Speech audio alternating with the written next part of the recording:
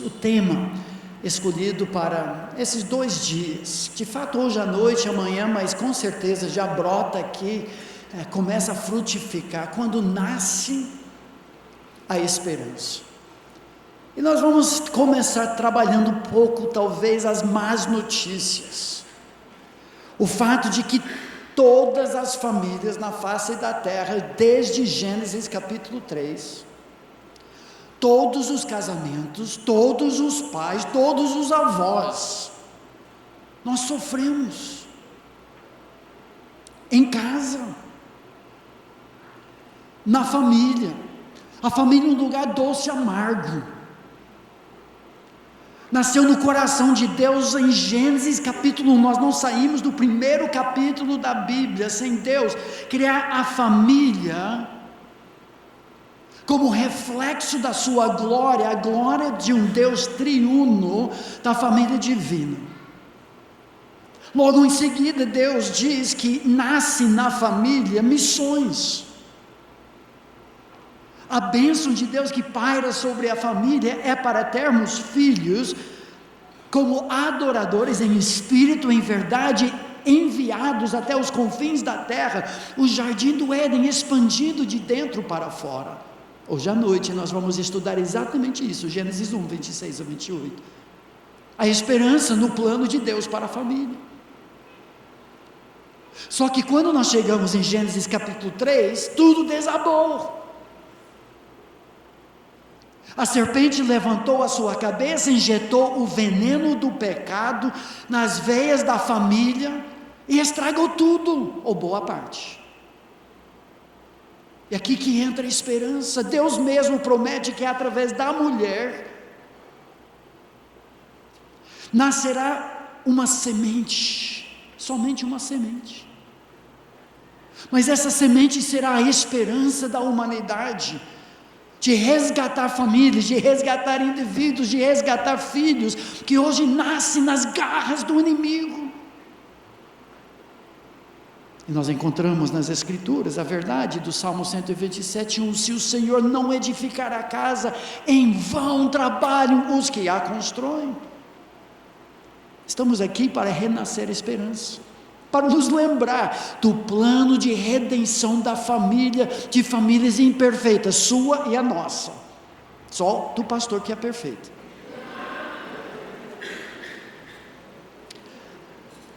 Nós vamos trabalhar um pouco a realidade de conflitos e a esperança de paz, nesses primeiros 2 períodos. Antes disso, rapidamente, já foi mencionado, desde 1987, eu sou um dos professores do Seminário Bíblico Palavra da Vida, e a razão principal é porque meu sogro é o fundador.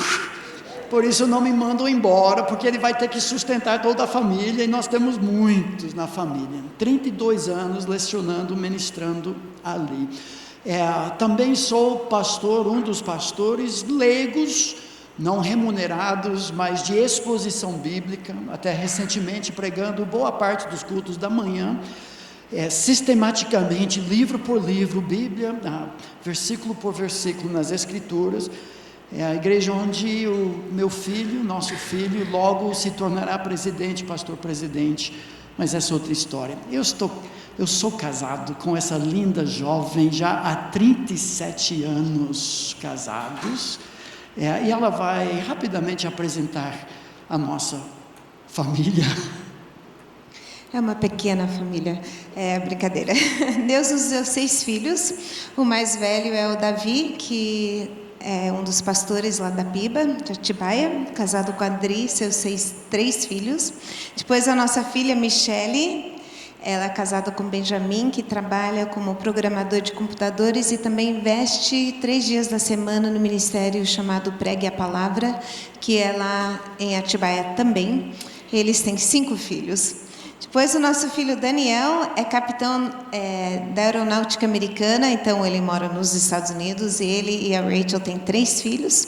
Depois o Steven é pastor e dirigente de louvor nos Estados Unidos também, casado com a Rena. Eles têm 2 filhos e mais um a caminho, que chegará em janeiro ou fevereiro. Nossa caçula Keila casou 3 meses atrás com Fabrício, que é de Atibaia também. Então, dos 6, nós temos 4 morando em Atibaia, que é muito bom. Quando tivemos os 5 filhos, a menor tinha 3, nós adotamos uma menina que na época tinha 10 anos, a Juliana, que cresceu, casou, teve 2 filhos, mas a pequenininha, a Radassa, nasceu com sérios problemas de saúde, com problemas cardíacos, ficou 7 meses no hospital. No meio disso tudo, o marido da Juliana abandonou a família e os cuidados da Radassa seriam muito difíceis. A Juliana não tinha como cuidar dela. Então a Radassa veio morar conosco e ela ficou com o filho dela. Nisso a nossa filha mais nova voltou dos Estados Unidos para nos socorrer. Ela já estava trabalhando, mas eram cuidados 24 horas por dia. A Radassa morou conosco por 2 anos, estava tudo quase certo para ela ser adotada pelo nosso filho nos Estados Unidos, que é pastor. E ela estava internada na PUC para fazer a tão esperada cirurgia cardíaca que ia resolver o problema dela. Mas em novembro do ano passado, Deus decidiu resolver por completo o problema dela. E ela está inteirinha, com saúde, lá no céu, cantando e regozijando tudo que Deus tinha para ela. Foi um choque muito grande para nós não esperávamos isso, mas Deus sabe o que é melhor. Nisso tudo, Deus deu um presentão para nossa filha, que abriu mão de tudo para vir nos socorrer, deu um marido para ela, casou 3 meses atrás e estamos muito felizes. A família quase toda estava ali no casamento dela, então essa é a nossa turma. Eu não me conformo o fato de ser casado com uma avó. Avó de quase 16. Credo. Certa vez eu calculei só com nossos 6 filhos, a permutação de 6 e o número de conflitos possíveis só da nossa família, eu acho que deu 8.641, alguma coisa assim, 8 vezes 7, vezes 6, vezes 5, vezes 4, vezes 3, vezes 2, vezes 1, e eu acho que nós já passamos por quase todos os conflitos possíveis. Eu queria compartilhar com os irmãos para iniciar um estudo simples de caso.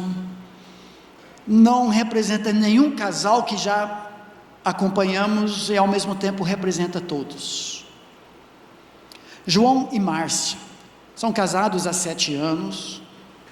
No início do casamento, apesar de algumas discussões acirradas, foi tudo mais ou menos tranquilo. Mas com o passar dos anos e depois do nascimento da Angélica, sua filha, parece que os dois não conseguem mais conversar. A Márcia reclama que João só pensa no serviço e videogames. Chega atrasado, foge das conversas, tem pouco envolvimento na vida da filha e não é um líder espiritual do lar. João, por sua vez, não aguenta mais as reclamações da esposa, que não entende a pressão que ele enfrenta no serviço, especialmente numa economia em crise. Ele faz o melhor que pode para prover para a família e ele ressente o fato de que a Márcia parece não valorizar o seu esforço. A frieza entre eles já afetou a vida íntima do casal. E às vezes, João tem recorrido para a pornografia para satisfazer os seus desejos. Uma vez a Márcia o flagrou e desde então as coisas só pioraram. Pela primeira vez, o casal está seriamente considerando o divórcio. Talvez alguns elementos, talvez um, talvez múltiplos. Muitos aqui já passaram ou talvez estejam passando. O que eu garanto é que todos nós, casados, 1 mês, 10 anos, 55 anos, nós passamos por mares turbulentos em casa, porque nós somos pecadores. Um excelente livro pelo autor Dave Harvey, intitulado Quando Pecadores Dizem Sim. As implicações são conflitos entre nós. É impressionante as coisas que nós inventamos ou o inimigo usa para infiltrar os nossos lares e nos afastar um do outro. Por exemplo, hoje em dia, uma das maiores ameaças para muitos casais jovens são os próprios videogames. Ele chega do serviço, precisa relaxar, ou talvez ela, e de repente horas se passaram a fio, sem conversa, sem ajuda, sem mutualidade e sem intimidade. Dizem que 20% de todos os divórcios têm algum envolvimento do Facebook. Isso não significa que você tem uma página de Facebook e que você vai se divorciar. Porém, é um outro fator do nosso mundo novo. No início, talvez, nós consigamos empurrar com a barriga diante de conflitos, atritos. O primeiro ano são de adaptações e tudo. Mas em seu excelente livro, que eu usarei durante boa parte dessa primeira palestra, Ken Sande, Os Conflitos do Lar e as Escolhas do Pacificador, ele diz assim: no início do casamento, os cônjuges conseguem perdoar um ao outro recorrendo ao reservatório de boa vontade que Deus dá à maioria dos recém-casados. Mas assim que este reservatório seca, seus conflitos se tornam mais intensos e os danos mais difíceis de reparar. A realidade de conflitos é de todos nós. Recentemente, eu e a minha esposa recebemos um casal, outrora desconhecido. Não é comum, porque já temos tanto a fazer no seminário, no ministério itinerante e na nossa própria igreja, que é difícil aconselhar pessoas de fora, mas atendemos esse casal, uma situação extraordinária. Casados há mais de 4 décadas, há 17 anos, em pé de guerra em casa, ao ponto dos dois dormirem separados, mal se fitarem um o outro, varrendo as coisas, sujeira debaixo do tapete há muitos e muitos anos, sem intimidade física há anos. O que fazer? Parece tarde demais. Mas o casal queria acertar. Eles queriam terminar bem. Eu não sei se nós já tivemos outro caso de uma mudança tão radical, porque nós não somos aqueles conselheiros que só dá vitória, vitória, vitória, vitória. Tivemos muitas derrotas. Acho que essa é a única vitória mesmo, que não brincadeira, acho que um pouco melhor que isso.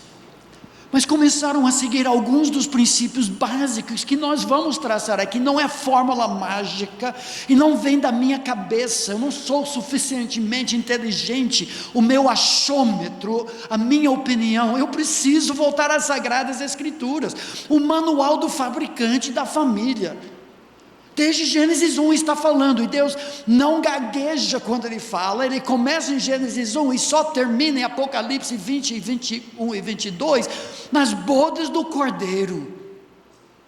A Bíblia fala de início ao fim, porque essa paixão do coração de Deus, a família e missões, é possível, eu creio de todo o meu coração, todo e qualquer casal sair melhor da crise de conflito, depois de um aconselhamento sério, baseado na palavra de Deus e no perdão, do que quando entrou. Deus é tão grande, tão onipotente, tão soberano, tão providencial, que Ele é capaz de transformar o mal em bem. E é possível. Temos acompanhado casais envolvidos em traição, adultério. Isso não é razão nem motivo de chutar balde. Agora eu vou me divorciar, vou me separar, você me traiu, você me feriu, deu faca nas costas. Não, Deus pode usar isso para melhorar o que levou para esse momento, pela sua infinita graça. Eu sei do que eu falo, porque a minha paixão já há mais de 30 anos no ministério familiar aqui no Brasil. Eu cheguei em 1987, a minha esposa foi criada aqui desde 3 anos de idade. Toda a minha história no Brasil é por causa de conflito familiar. A triste realidade, o meu testemunho, volta algumas gerações, aqui embaixo, os meus avós, a minha bisavó, semana retrasada, meus avós teriam completado 100 anos de casamento, 10 de setembro de 1919 casaram, tiveram 4 filhos, todos casaram, meu pai casou mais tarde na vida, mas depois de perder o emprego dele, quando eu tinha 7 anos de idade, mesmo estando na igreja todo domingo, meus pais tentaram afogar os seus problemas na bebida, só para descobrir que os problemas sabiam nadar, e a coisa piorou. Muito conflito, muita tensão, muitas ameaças de abandonar o lar, pais dormindo em quartos separados, eu tentando proteger as minhas 3 irmãs mais jovens, chorando, eu como jovem, adolescente, atleta, jogador, capitão de times lá da escola, chorando que nem bebê numa posição fetal, por causa da angústia do que estava acontecendo no meu lar. Alguns dos seus filhos talvez façam isso, porque o conflito entre mamãe e papai rasga o coração do filho, e rasgou meu coração, mas Deus me consolava, pela sua infinita graça. Eu como adolescente li Apocalipse 20, 21, 22, e Deus me dava esperança, mas o meu desejo, meu sonho era ter uma família, um lar verdadeiramente cristão. Nos anos 70 quase não existia livros sobre família, eu li tudo, faminto para achar, não uma família sem conflito, mas uma família que sabia manejar o conflito e perdoar. Eu achei nos pais da minha esposa. Jogava futebol na faculdade com o irmão dela, veio do Brasil, era estrela. Na época nós 2 éramos capitães do time. Ele falava muito da família dele no Brasil. Eu nunca tinha ouvido disso, nunca tinha visto um modelo de casal de família assim, não perfeita. Eu achei que era extraterrestre, talvez marcianos, não sei. E eu pedi para vir para o Brasil para fazer um estágio. Eu já tinha jogado futebol com um time missionário na África. E no ano seguinte, longa história resumida, Deus me trouxe para cá. Eu bebi da fonte dos meus sogros, Sr. Davi e Dona Marianne Cox, durante 8 semanas. Eu conquistei o coração deles, conquistei o país inteiro e conquistei a minha primeira namorada. Bom, não foi primeira, não, mas no fim deu tudo certo. E ela nem sabia disso. No início não era assim. Deus criou a família com harmonia, como reflexo da sua perfeita imagem. Criou Deus, pois o homem à sua imagem, a imagem de Deus o criou, homem e mulher os criou, e Deus os abençoou, e lhes disse: sede fecundos, multiplicai-vos, enchei a terra. Acho que fizemos nossa parte, né? Chega! Harmonia perfeita. O relato, a narrativa da criação foca nisso. O casamento, isso que vamos fazer hoje à noite, amanhã à noite, Gênesis 1, Gênesis 2, o plano de Deus, voltar à planta original. Só que o inimigo que percebeu tudo isso, ele odeia qualquer reflexo, o espelho da glória de Deus, e ele deu o bote, injetou o seu veneno do pecado, e hoje ninguém escapa. Eu queria decretar fórmulas, invocar em nome de Jesus, meu amigo, você vai passar pelos desertos, vai sofrer pelos ares secos do deserto, as tempestades virão. A questão é como superar e como lidar com tudo isso, o que é mesmo a guerra espiritual contra a família. Você acha que é coincidência o fato de que o maior texto da palavra de Deus que trata de papéis no lar, da esposa, do marido, dos filhos, dos pais, até mesmo de pessoas no contexto da época, servos e seus senhores, o maior texto da palavra de Deus sobre a família, logo em seguida acompanhado pelo maior texto da Bíblia que fala de guerra espiritual? Não é coincidência, porque o lar é o lugar onde nós somos quem nós somos, as máscaras douradas caem. Paulo nos lembra em Efésios capítulo 6, nossa luta, gente, não é contra sangue e carne, não é contra seu cônjuge, não é contra seus filhos, não é contra seus pais, não é contra a sogra ou o sogro. Por trás de tudo isso, no palco da história humana, são forças hostis que querem sujar, desfigurar, vandalizar a glória de Deus. Sua família e a minha ficam no centro de um palco como reflexos da própria glória do Deus triuno e do amor, da paixão de Jesus Cristo para com sua amada noiva, a igreja. Essa metáfora da família é a predileta da Bíblia toda para descrever também a igreja, a família de Deus. Os ataques do inimigo em nossos dias contra a família nuclear são também ataques contra a igreja, família de Deus. Por isso essa questão é tão importante. E como lidamos com os conflitos diz respeito à própria glória de Deus.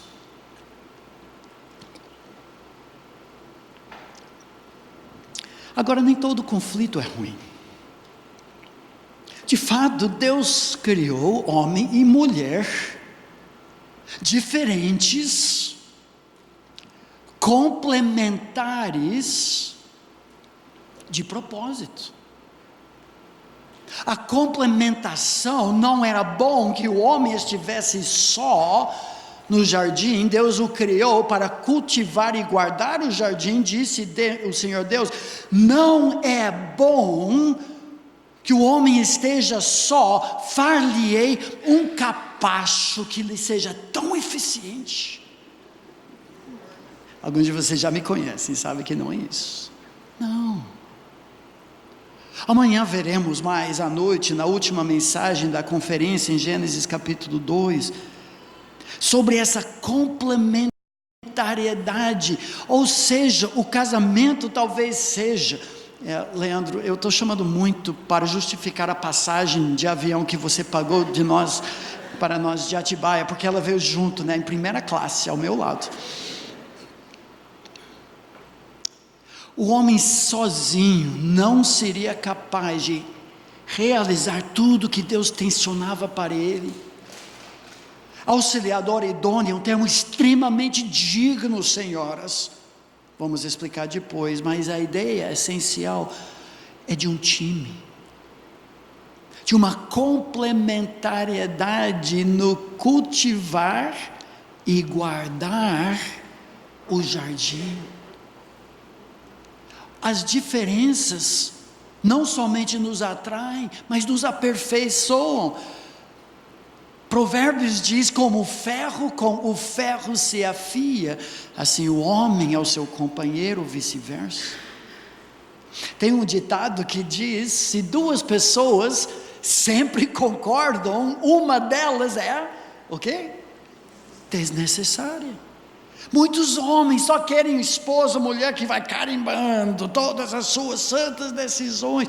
Casou por quê? O brilho do casamento é opostos que se aperfeiçoam para serem parecidos com Cristo Jesus. Nós como homens somos como líderes, pastores, protetores, provedores, mas técnicos do time familiar, escalando, cada um sabendo onde é que a minha esposa é mais perita, mais hábil, mais capaz do que eu sou. Ela é apresentão de Deus, herança do próprio Senhor na minha vida. Provérbios 19 diz isso: a casa e os bens vêm como herança dos pais, mas do Senhor uma esposa prudente, cara. Não abafe isso, não sufoque isso. Os conflitos que nós temos muitas vezes são por causa de áreas que ela percebe algo na minha vida que não parece Jesus. E essa ferramenta, essa talhadeira, e vice-versa. Conflito pode ser uma coisa muito positiva. Mas vamos responder outra pergunta aqui, para início de conversa. De onde vêm os conflitos? Biblicamente, vamos fazer uma sobrevoada. Eu quero listar, vocês que estão anotando, eu também posso deixar os slides com os pastores e responder essa pergunta. Nós sabemos que o pecado é a primeira causa, embora Deus nos criou diferentes para nos complementarmos mutuamente, isso é bom. Mas de forma negativa, podemos afirmar algumas razões de onde vem. Em primeiro lugar, porque você casou-se com um pecador. Azar seu. Quando pecadores dizem sim, Senhor, concordam em coabitar como porcos e espinhos na mesma toca. Tudo bem, o tempo melhorou aqui na nossa região. Hoje à noite vai esfriar um pouco mais, mas uma noite daquelas frias, em que você sopra e aparece o vapor, uma daquelas noites, imagina lá na toca da família de porcos e espinhos, você quer se aquecer, chega juntinho, que é isso? Mas começa a passar frio e você chega junto, pare com isso. Essa é a nossa vida. Todos pecaram, diz Romanos 3, e ficam muito aquém da glória de Deus, da harmonia que Deus tensionou para nós. O fato é que, olha a lógica, pescadores pescam, correto? Caçadores caçam, pecadores, é o que nós fazemos, e o pecado dói. Tudo bem, Davi falou, Salmo 51, que contra ti somente pequei. Em comparação, uma pequena ofensa contra um Deus infinito, é um pecado infinito, por causa da ofensa contra a pessoa que nós pecamos. Mas pecado machuca muito pessoas que nós amamos. Segundo lugar, casamento une duas culturas diferentes.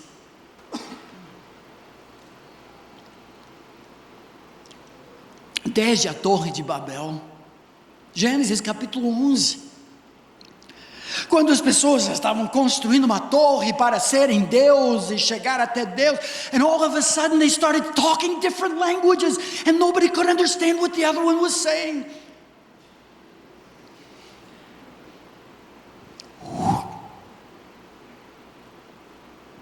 A mudança de língua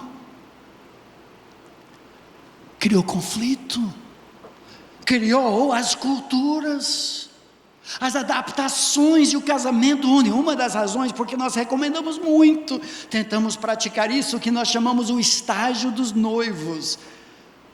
Ou seja, que a nossa filha recém-casada agora, que ela passasse tanto tempo antes do casamento na família do Fabrício. É uma família todos descrentes, ele firme, comprometido, corajoso, há anos enfrentando isso. Ela precisava saber como eles celebram o dia da criança, como é Natal, como é ceia de Ano Novo, como que os pais resolvem disputas entre si, e assim por diante. Precisamos disso. 3, a nossa comunicação é egoísta e falha. Olha o que diz Provérbios 18. Se você tem Bíblia aqui, celular, dê uma olhada aqui. Estou citando a maioria dos versículos, mas esses dois são fantásticos. Mais uma razão: nossa comunicação egoísta, só pensamos em nós mesmos. Diz Provérbios 18:1: o solitário busca o seu próprio interesse. Esse é o oposto da vida de Cristo em nós. Quando alguém nasce de novo, conhece a Jesus, a Deus, através do seu Filho Jesus, seu sacrifício na cruz, pagando o preço do meu pecado, sua ressurreição, garantindo que todos os meus pecados foram, sim, perdoados. De repente, o Espírito de Deus transforma desejos egoístas, orgulhosos, naturais, em outrocêntricos. O casamento cristão é onde o outrocentrismo de Cristo toma o lugar do egoísmo. O apóstolo Paulo fala isso em Filipenses: cada um pensando nas coisas do outro, no interesse do outro, antes do seu próprio. Mas o tolo não. O solitário busca o seu próprio interesse, insurge-se contra a verdadeira sabedoria. O insensato não tem prazer no entendimento, senão em externar o seu interior. Eu quero falar blá blá blá blá blá blá blá blá blá blá blá blá blá blá blá blá. Você começa a falar blá blá blá blá blá blá blá blá blá. Essa não é a vida de Cristo. A falta de comunicação, a comunicação errada cria muito conflito. 4, as finanças. Talvez no nosso casamento, o que no início causou mais discussão. Eu chegava em casa e falava: meu bem, vamos comer uma pizza. O Leandro foi tão chato na sala de aula hoje, a Larissa tentava corrigi-lo, mas não adianta, ele é teimoso, eu preciso um descanso, vamos sair. Eu falo: Davi, eu acho que não dá. Não dá, como que não? Não, mas o dinheiro está muito difícil esse mês. Eu falo: você não sabe quantas mulheres queriam um marido que nem eu, chegando para levá-la a comer uma pizza fora. Ela respondia: talvez uma a menos do que você imagina. Ou seja, ela não falava isso, mas conflitos na área de dinheiro. Eu gosto de receber um monte de crianças, de presentes pequenos. Também recebi um monte de criança, mas um monte de presentes pequenos. Ela gosta de um presente maior. Eu gosto de gastar, ela gosta de poupar. Ela, que cuida das nossas finanças e me dá uma bela mesada de R$5 por mês. 5. Sofremos pela guerra dos sexos, a inversão dos papéis. No nosso mundo mais que nunca. O nosso mundo está fazendo a cabeça das nossas moças, e algumas de vocês: seja independente, mulher. Não dependa nunca de homem qualquer, você não sabe, não são confiáveis. Toca a sua vida, mantenha a sua conta bancária, porque você não sabe o que pode acontecer no futuro. Toque a sua carreira, seja independente. E nós vemos duas vidas, no mesmo lar, mas separadas. E às vezes, como diz Mateus 6:24, cada um servindo um mestre diferente. As finanças são causa de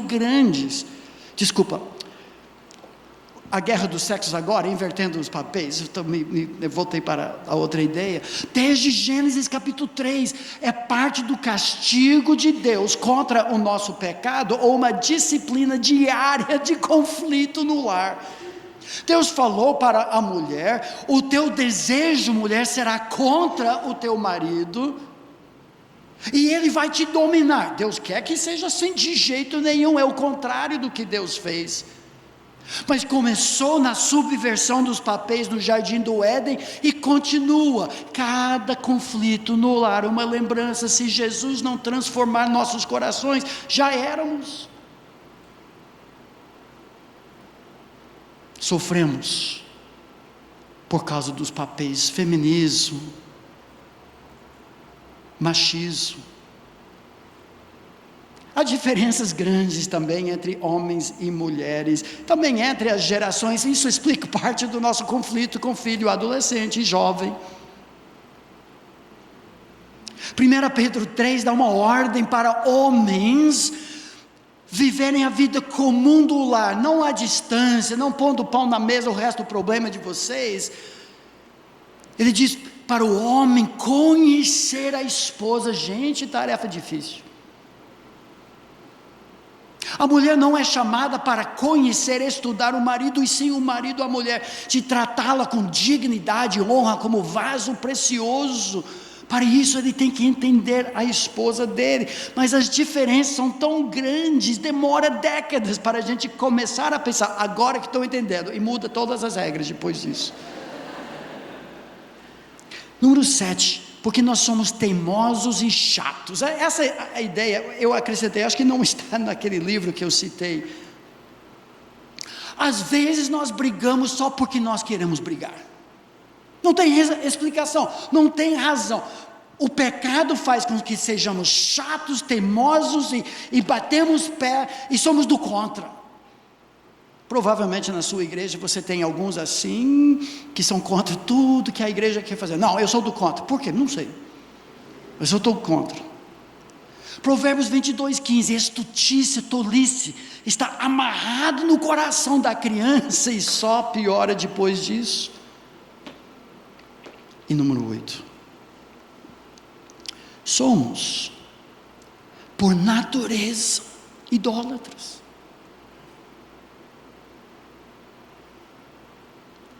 Nós temos desejos fortes, todos nós temos, que servimos, e ai da pessoa que nos bloqueia de atingir nosso desejo. Por exemplo, eu vi aquele piano lá, teclado, eu toco, temos um piano em casa, eu gosto de tocar, não publicamente, mas para meu próprio prazer, e vendo esses artistas tocando, eu decidi, não, eu quero tocar esse piano,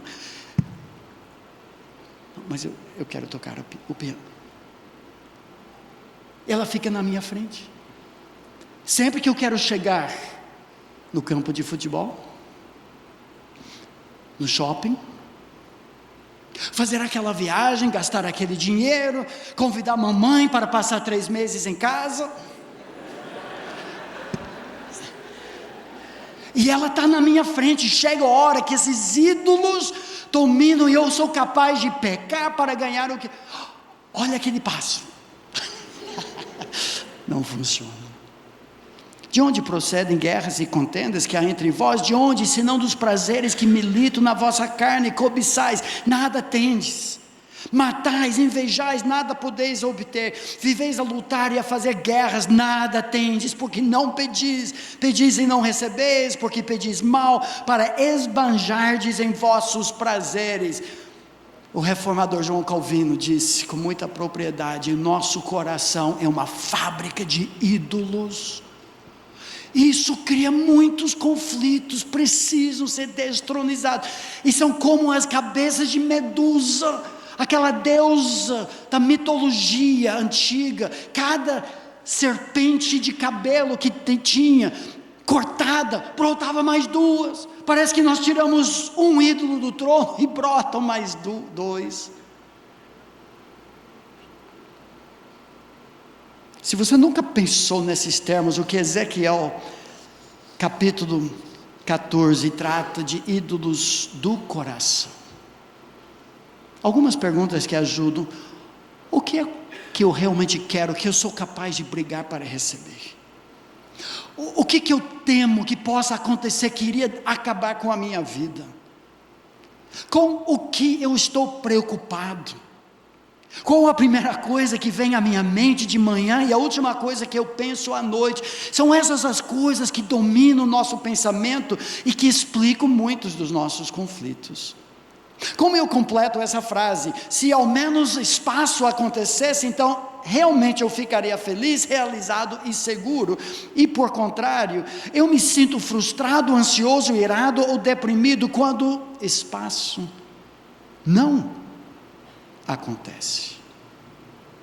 Talvez diagnostique alguns ídolos que têm dominado o pedaço.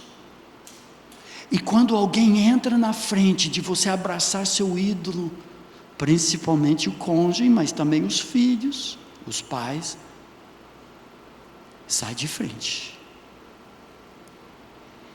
Quero fazer mais uma coisa. Para entender o coração do conflito, e destacado no livro, mas desenvolvido um pouco mais aqui, nós vamos trabalhar agora só um item e depois mais dois, de elementos do casamento, que podem conduzir à paz, não à perfeição, porque conflitos sempre terão. 3 palavras-chave: confissão, confrontação e perdão.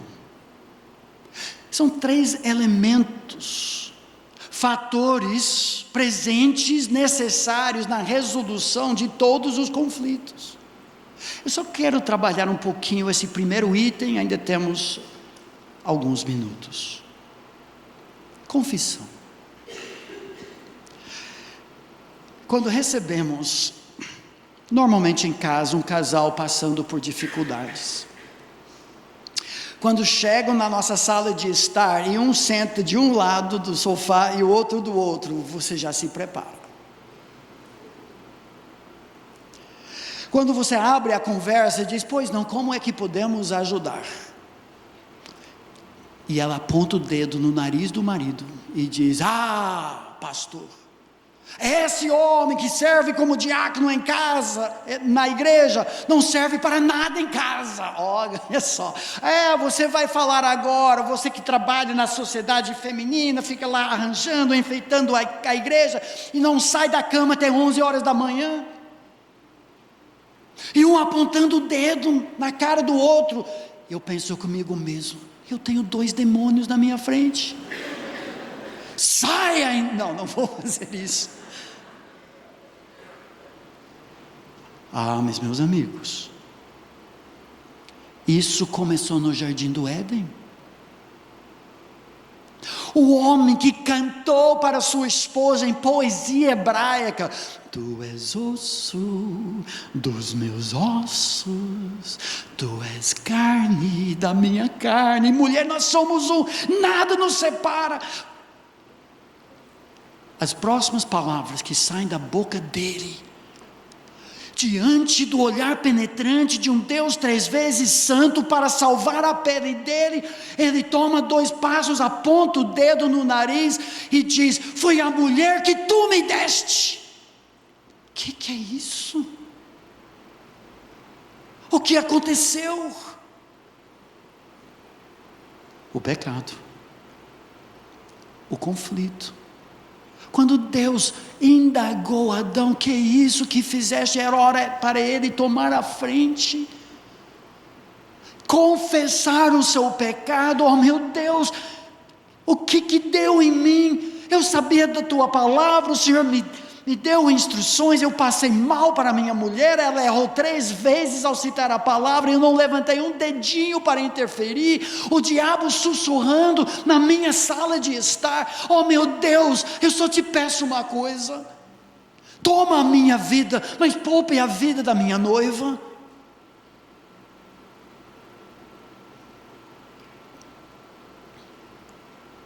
Provérbios 28, 13 diz: o que encobre as suas transgressões jamais prosperará, mas o que as confessa e deixa alcançará misericórdia. Isso que Deus estava oferecendo. Ele só faz perguntas, não porque Deus não sabe, mas o homem não sabia.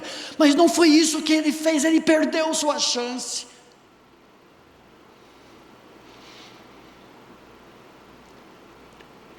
Mas o último Adão não perdeu. Na cruz do Calvário, oh meu Deus, eles pecaram, mas eu pagarei.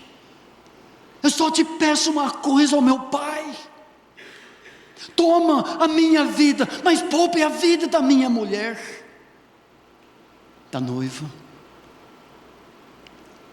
da igreja. confissão. Começou mal. Começou com o dedo apontado como o diabo, a promessa, tu serás como Deus. Eles já eram como Deus, a única coisa que podem fazer é perder isso, e perderam feio. A acusação no lar, meu amigo, o conflito sem confissão, significa ser um diabo em seu lar.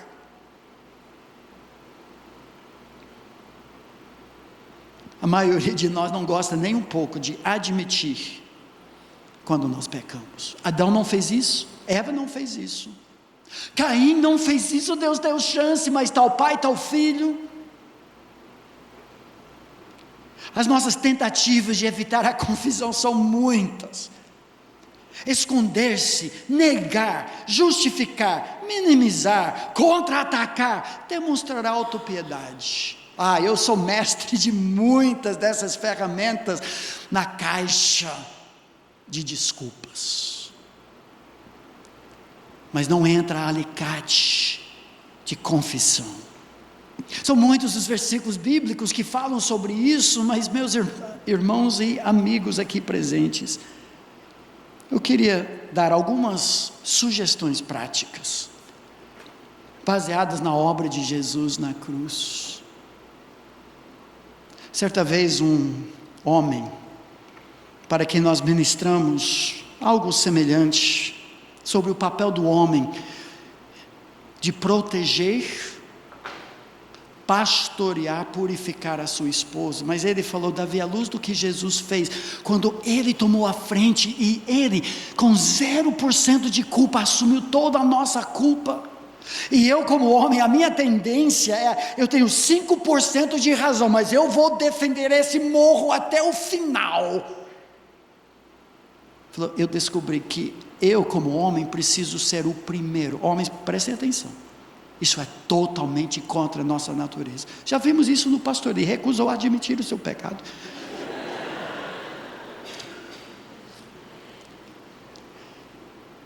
Nós devemos ser o primeiro, mas nós somos cabeça dura.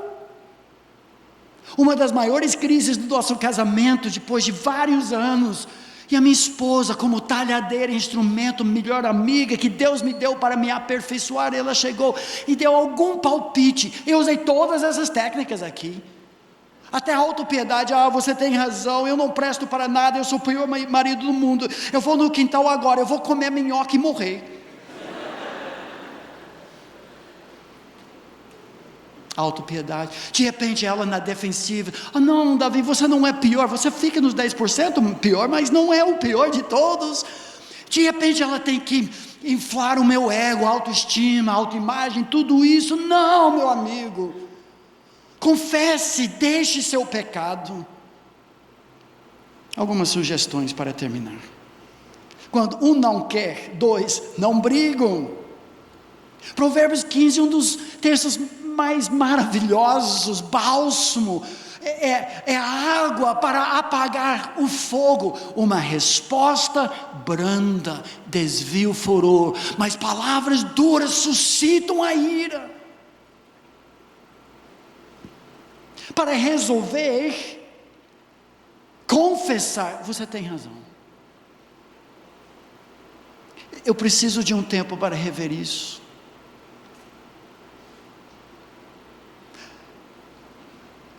O primeiro passo na pacificação é a confissão. Onde é que eu errei? Como eu contribuí para essa confusão? Aquele casal casados 42 anos, sabe qual foi uma das primeiras coisas? Primeira coisa que pedimos deles: voltem para casa, vocês dois demônios, cada um atacando o outro. Faça uma lista primeiro das virtudes do seu cônjuge, que atraíram um ao outro no início, e uma lista do que você tem feito para causar problemas. Impressionante. O outrocentrismo de Cristo faz com que foquemos nossos problemas, examinando palavras, ações, atitudes e ídolos, e confessando a minha parte em tudo isso. 6 passos, depois eu deixo para vocês, mas reflitam comigo sobre esses passos. Primeiro, na hora de admitir, de confessar, Inclua todos os interessados, começando com Deus. Primeira confissão é para Deus: contra ti somente pequei, disse Davi em Salmo 51. Pecado, a gente tenha bom senso. Pecado de coração, confesse para Deus, não para a pessoa que você pensou mal. Ah, meu irmão, me perdoe, porque eu sempre achei você a pessoa mais arrogante, presunçosa e arrogante dessa igreja. A pessoa nem sabe, acabou de criar um inimigo, não faça isso. Pecado particular em particular, pecado público em público.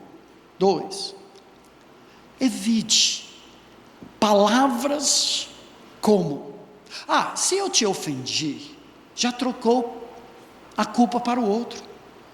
Você é sensível demais. Ah, mas você fez. Pode ser que talvez em algum momento eu tenha falado mal de você. Você usa essas qualificações, você acabou de minar tudo mais que você vai falar. Quando você ouve uma confissão assim, você também tem a mesma reação. Sai da frente, cachorro. Seja específico. Identifique. Confessar na língua grega significa dizer a mesma coisa. Chame o nome. Eu fofoquei, eu menti. 4, aceite as consequências. Na disciplina da igreja, na história da nossa igreja, mais ou menos 40 anos, em tantas disciplinas, quando a pessoa sai esperneando, não aceito qualquer coisa, depois começa a falar mal contra a liderança da igreja, começa a estabelecer as condições da sua restauração, a pessoa não é arrependida. 5, mude. Em si mesmo sabe que não é possível só por Cristo. Confesse e deixe, diz Provérbios 28. A minha esposa fala: palavras são baratas, ação fala alto. Mude o comportamento. Peça perdão por pecado, desculpas por acidentes. Derrubou leite na mesa, desculpa, você não quis fazer isso. A criança derruba 3 vezes em seguida, a criança não quis tomar o cuidado necessário. Desculpa passa a perdão. Desculpa é muito fácil falar. Querida, você me perdoa, pega na garganta. Mas faz parte da solução, porque eu quero evitar a humilhação de dizer que eu quis pecar contra ti, de tal forma que falando aquelas palavras já faz parte do remédio.